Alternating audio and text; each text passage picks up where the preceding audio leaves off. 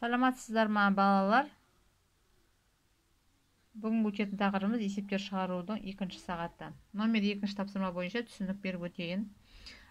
Шарт есеп берілген А және Ә нұсқасы. Дүкенде әрқайсында 8 килограммнан 2 қорап печенье болды.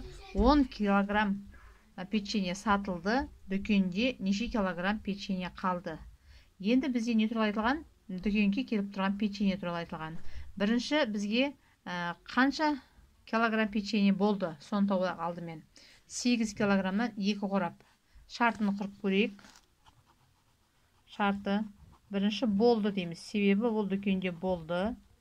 8 килограммнан 2 қорап печенье болды. 10 килограмм печенье сатылды. Енді не істеп жіберді? Осыны сатып жіберді.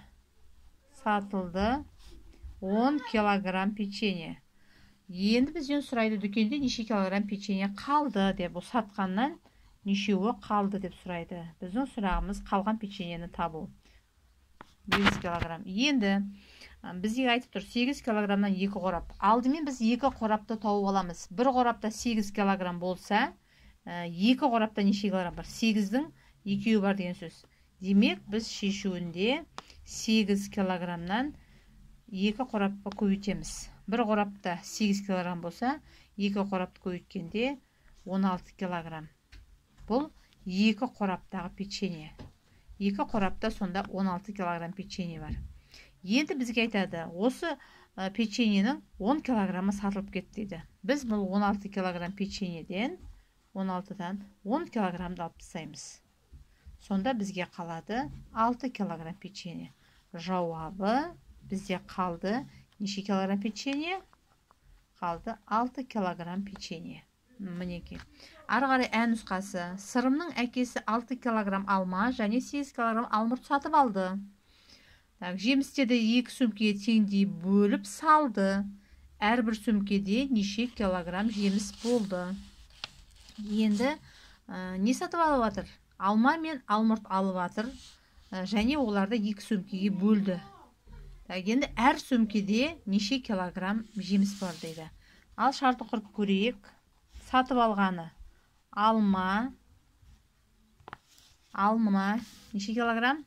6 килограмм. Сосын алмұрт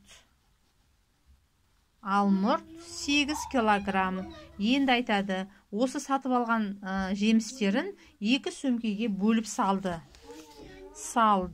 Неше сөмкеге? 2 сөмкеге. Әр сөмкеде неше килограмм жеміс? Әр сөмке дегеніміз бір сөмке. Бір сөмкеде белгісіз килограмм жеміс. Ал енді көрейік. Бірінші сатып алды. Сатып алды десе, ол өзіне алды. Демек, біз 6-ға 8-ді қосамыз. 6-ға 8-ді қосқан кезде 14. Сонда барлығы 14 килограмм бұл жеміс сатып алған екен. Осы 14 килограмм жемісті 2 сөмкеге бөліп салды. Өзі айтып тұр, бөліп салды деп 2-ге бөлеміз. 2-ге бөлгенде 2-ні көбейту кестесі 2 нешем 14 болады? 2 7 14. Сонда бір сөмкеге 7 килограмм жеміс салған екен. Жауабы шықты мінеке. Жауабы бір сөмкеге 7 килограмм жеміс салады екен. Енді мына жерде номері 3-ші тапсырмада шарты құрып көрсетілген сызбасымен, бұны да дәл осылай шығарамыз мінеке. 3 килограммнан 3 банка, бір банка 3 килограмм болса 3 банкын табамыз. Көбейтіп, сосын жұмсады. Жұмсап жіберсе, ол уже біз азайып қалады. Жұмсап жібердік. Сонда қалғаны шығады бұл жерде. Бұл жерде сол жасыл бояу 2 килограммнан 8 банка, бір банка 2 килограмм болса, 8 банкын табу үшін 2-ні 8-ге көбейтеміз.